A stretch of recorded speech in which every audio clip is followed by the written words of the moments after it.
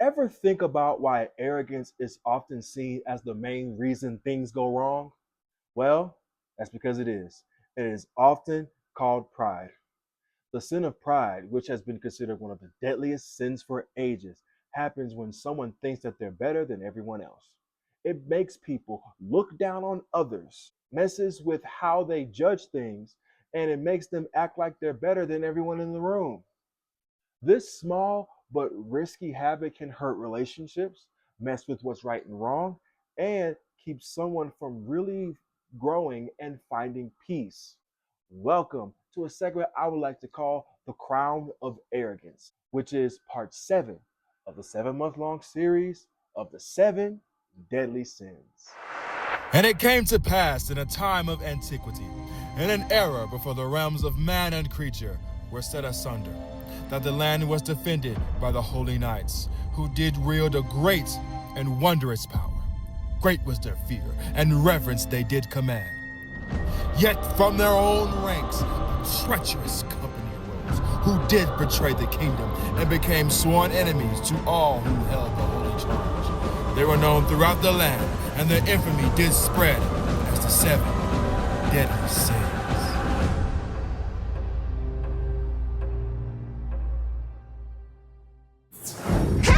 Step up when you want and venture in the corner. Praise God for the ghost who made my soul a home. When I was living my life destined to die, then I gave it my life, now I'm finally alive. Bail, my God throwing up the bail, no evil will prevail, no, that ship is sailed. Hell, inside my soul as well, my God has never failed, and he won't start now, no.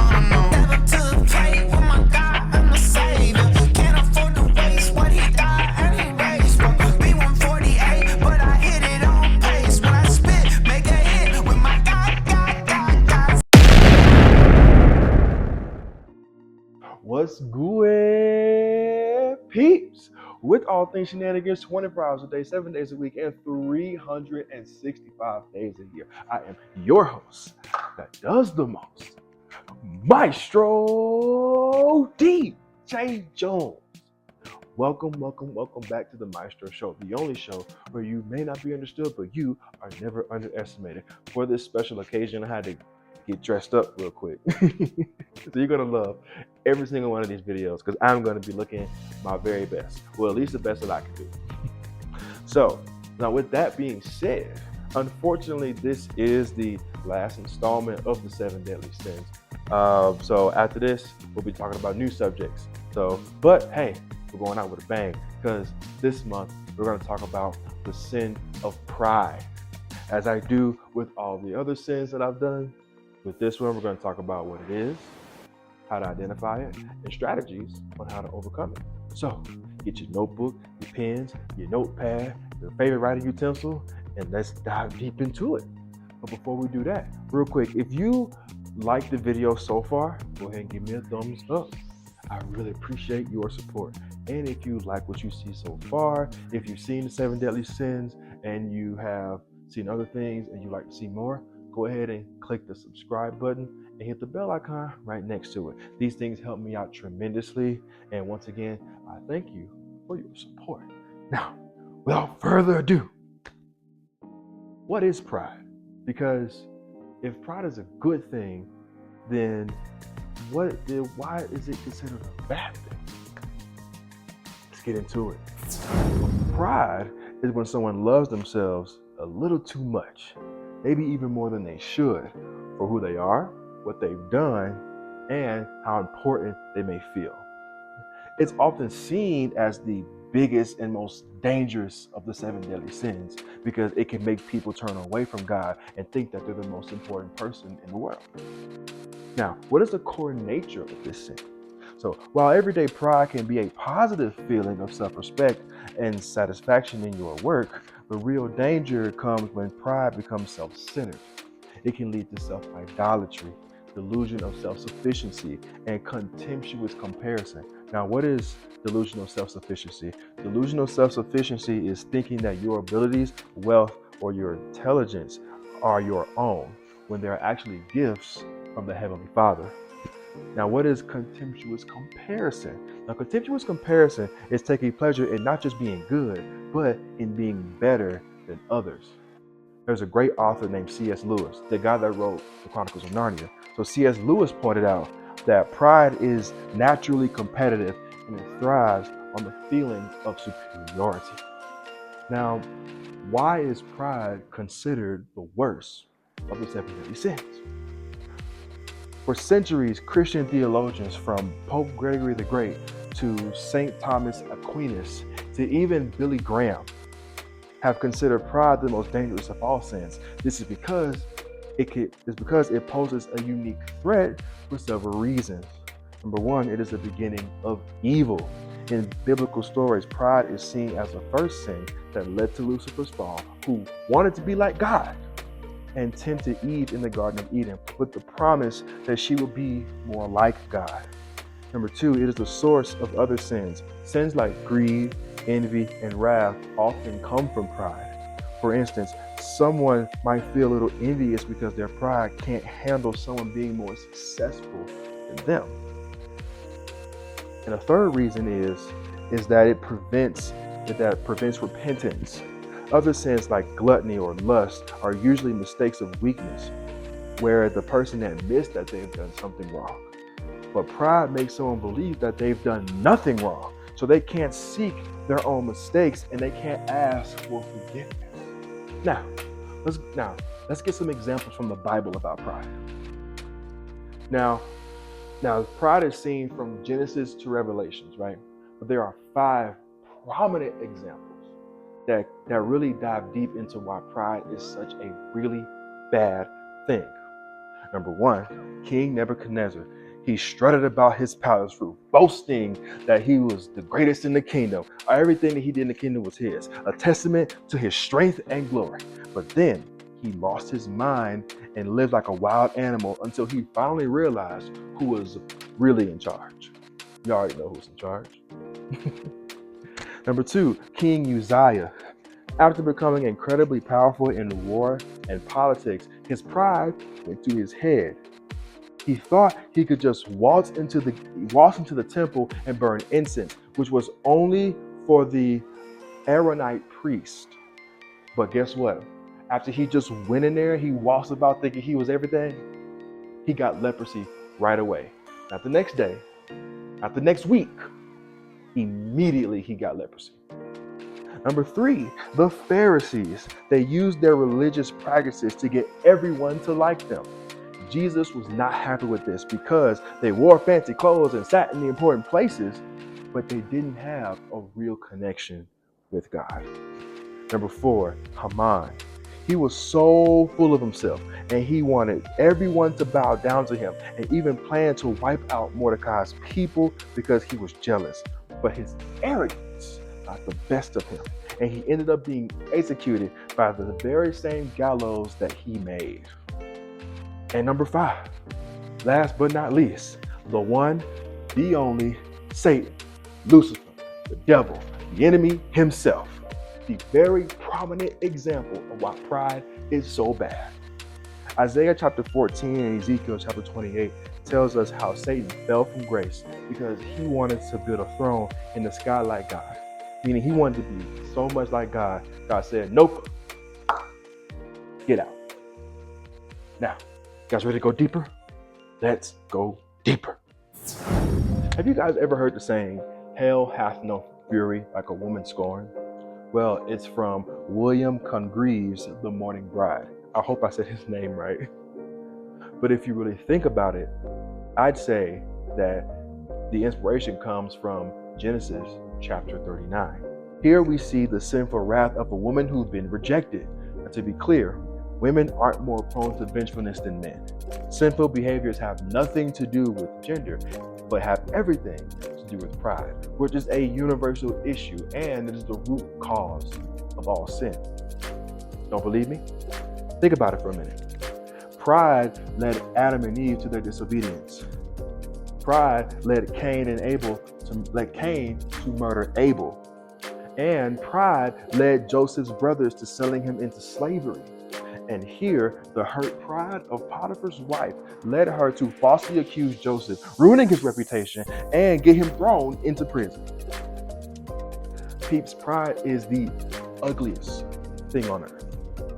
Pride deifies the self while dehumanizing everyone else around you. It is the complete opposite of who God is. How do we know this? Because Jesus, being in the very nature of God, did not consider equality with God something to be used as his own advantage. Rather, he made himself nothing by taking the very nature of a servant, being made human likeness, and being found in the appearance of a man. He humbled himself by becoming obedient to death, even death on a cross. And it is the opposite of who God created us to be, because we were made in his image and therefore we were created to reflect his character, qualities, and nature. Pride is the root provision of all godliness. And in Proverbs chapter 21, verse 4 says it like this, that pride is the lamp of the wicked. Now let's go back to Joseph's story where he got caught by Potiphar's wife. With what Joseph got accused of, he would have got put to death. But if Joseph deserved death, why did Potiphar send him to prison? Now, here's why. He didn't quite believe his wife's Potiphar didn't really believe his wife's story and thought it best to hush up the scandal. The transfer of Joseph from the house to the adjoining prison would be quietly managed, and then there'd be no need to be said about the ugly business. Now, why do you think it'll be best to hush up the scandal? Why not just put him to death like you're supposed to? Pride. Don't believe me? Let me tell you something. He didn't want anyone to see him or his family or his personal life as anything other than perfect. He was literally living the Instagram reels that we live in every single day. How we post in the camera and act like our life is just so perfect. But in reality, some of us are not living the perfect lives that we say we do. We don't show everybody the full story because of pride. And back to Joseph, where does he even fit in all of this? Well, he was clothed in humility. One more time. He was clothed in humility throughout this entire ordeal. He didn't let pride lead him to sin against God, himself, his master, or his master's wife. Instead, he fled from sin, remained humble and obedient to God, and loyal to the man that God put in authority over him. And even though he was sent to prison, God honored his humility and obedience. He wasn't put to death, and God prospered him and saved him. He saved many through him. Ooh, Lord have mercy. To sum up everything that I've been saying, even though that Joseph had every right to lash back out at Potiphar's wife or anybody at that matter, he didn't. He stayed humble. He didn't let the pride get the best of him. Because we all knew that Joseph was innocent. But sometimes being humble and being silent is the best volume that you can have to advocate for yourself, because God can advocate for you. Now, let's continue. Proverbs chapter 18, verse 12 says, "Haughtiness goes before destruction. Humility precedes honor." Have you guys ever seen Thor? I'm pretty sure we've all seen Thor. If you're a Marvel fan, I know you've seen the movie Thor. But for those of you who haven't, listen, it is a story about a prince from the mythical land of Asgard who loses his powers and is cast out of Asgard and sent to Earth because he was an arrogant prince, not worthy of being king. So Odin made this decision after Thor, due to his pride, started a war with the frost giants. So what happened was Odin sent him to Earth to learn humility and earn his power back. Now, Thor's story is almost like a picture book of today's wisdom. The Hebrew word haughtiness is gabath, which means Solomon used it, means to make yourself higher or to lift yourself. It's an act of pride where you put yourself above everyone else. Proverbs is full of statements like this one, and I like to think Solomon would totally understand Thor. A heart full of pride brings destruction, as what Thor did when he made a war with the frost giants. It brings isolation, pain, and humiliation. Why? Because when you elevate yourself above others, when you mess up, everyone sees you fall. And when you fall hard. But when you lower yourself, when you put others before yourself, when you put them first, when you become poor in spirit, honor will come to you, because a heart full of humility reaps glory and honor. One more time. A heart full of humility reaps glory and honor. We see this principle in Thor's story when he finally learned to humbly sacrifice himself for the good of others. He became worthy of his title and he got his power back. We also find this in the teachings of Jesus, from the last will be first and the first will be last, to those who exalt themselves will be humbled, and those who humble themselves will be exalted, all the way to whoever is least in the kingdom of heaven is greater than he. We can clearly see that humility is the defining trait of the citizens of God's kingdom.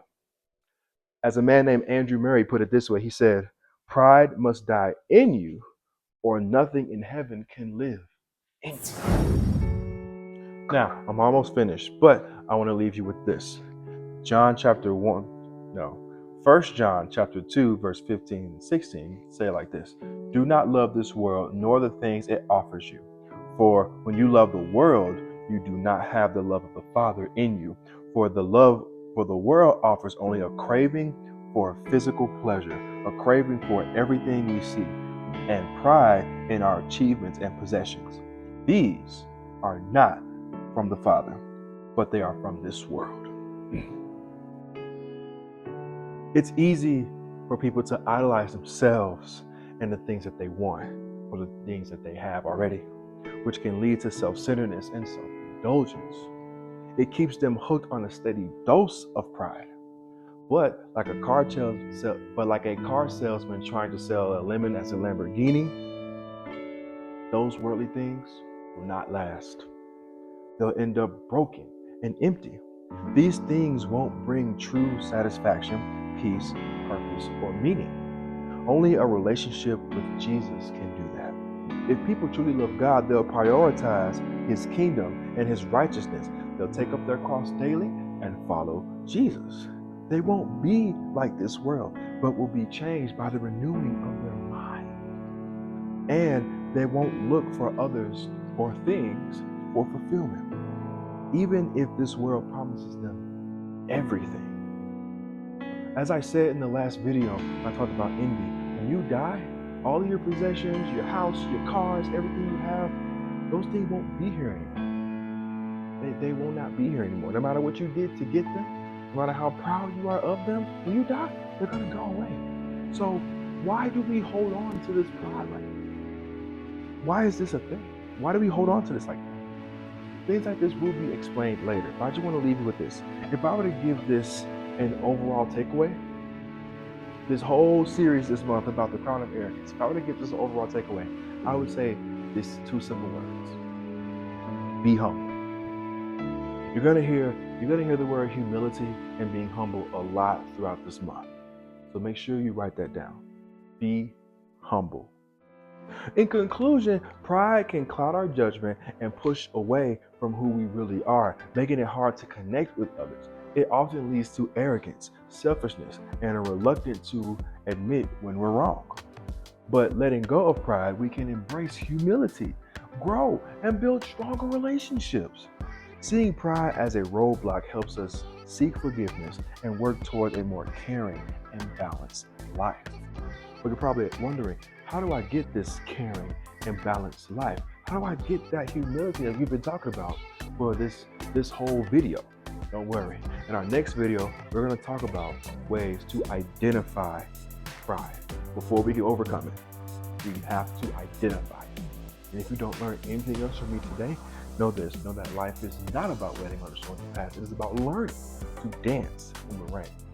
I will see you next time on part 2 when we talk about the crown of arrogance, which is part 7 of the 7-month-long series of the 7 deadly sins.